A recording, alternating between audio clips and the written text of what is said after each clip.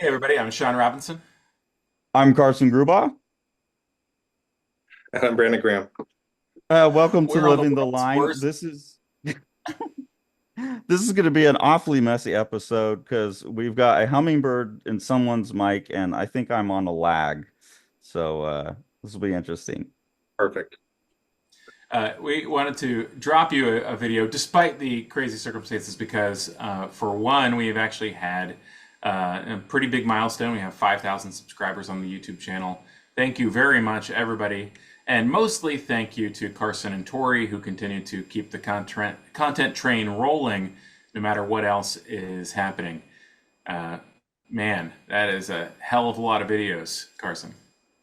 Well, yes, but luckily we have a bunch in the queue because talking about no matter what else is happening, as you can see behind me, I'm no longer in my old location. I am now in my temporary office at our brand new home. We bought a beautiful home on a 3+ ish acre property, kind of nestled in the middle of the woods, a little bit north of where I work. So we're kind of like at camp all the time now.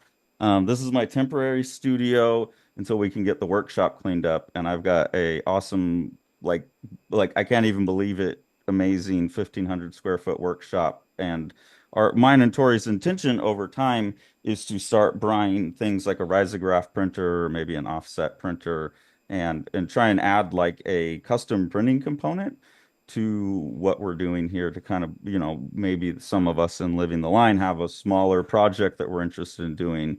Me and Tori are hoping that we'll be able to set up in that shop eventually a print studio so we can do some like more experimental, smaller run books, hopefully eventually.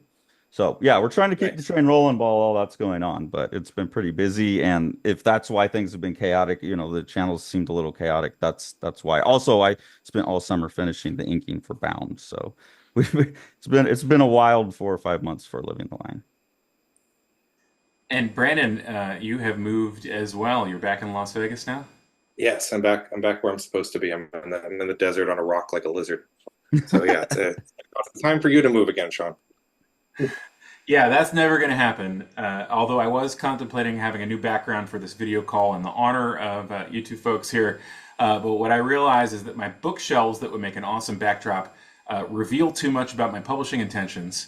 So they are now forbidden from being on screen. I was looking at all these books on the shelves, and I was like, "This is I can't have that. I can't have these. Oh no, I haven't announced that." So yeah, that's one thing that's changed for me in the past year is I don't read books anymore unless I have an ulterior motive. I like an ulterior motive from reading books. At some point, when me and Carson are set up, we should do studio tours of things. I now have an elf glass section right next to my Ooh. desk for some reason. You always have a little peony You by got to your keep. desk, right? I do have, Damn it! You beat me to the joke. yeah. But that's I on the was other so side. there. But so in honor of all of the change afoot, we wanted to do a quick contest. This is very small company. I mean, I think it's very obvious. We make intimate appeals to you guys directly because we the people who do stuff are people, not hiding behind a corporate name or facade or something like that. And as such, we rely on word of mouth for a lot of these books. Brandon has a fantastic book that just came out 2 weeks ago in bookstores, or a week and a half ago, "Surviving on Mars," a memoir about living in Las Vegas, moving to a new place. And as an example, the word of mouth that's generated by reviews, whether that review is in Publishers Weekly, which this one had a review in Publishers Weekly, very favorable, or whether it is someone sharing a picture of the book on Instagram and talking about it. All of those things matter, and those are the ways that books this size and operations this size get to be, known, talked about, etc. So, in honor of that, if you would say something about a Living the Line book or Living the Line review or something about the channel or something about the book line on a place where people learn, or God forbid, Twitter or whatever it's called now, some place where you have some kind of contact with other people, and you want to share something about one of the books or about the reviews, the awesome reviews that Carson does, joint reviews that sometimes the rest of us do, discussions that we've had, interview we have, whatever it is. you hashtag that, Living the Line, and draw our attention to it. But we're going to be looking at this window of time between now and 2 weeks from now and saying, this is a good time if you have something to say, and we will randomly draw a person from that who will win a care package of Living the Line books, as well as some super cool bonus stuff, including some Moonray Volume 2 wet proofs that the printer did to show me how fucked up the files were that I had sent them for a couple pages. They wanted to prove it to me, so they paid for wet proof, and they sent me all these things. I will send those to you. I'm going to send an unbound copy of The Exile to you, which is quite fun to see as well. Untrimmed, unbound copy of The Exile. A few other things along those lines that are rarities that you might enjoy if you're a person who's been around for a long time.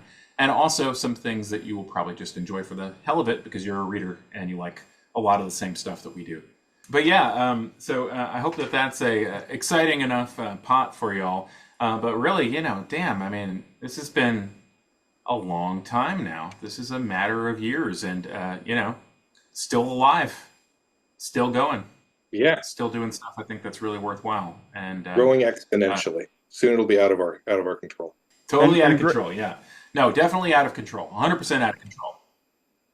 And completely grateful because yeah, I have no idea how far behind I am, but grateful. This channel has brought not just the amazing connections to all the people we've made and all of that stuff, and allowed us to share our art and share our opinions about things, but all of the conversations I've had have really rearranged the entire way I think about the world. And as I'm coming in now to a new home and we're having a fresh start, we're taking a lot of the lessons that I've learned over the last 4 years from the conversations we've had and the comments that everyone has made.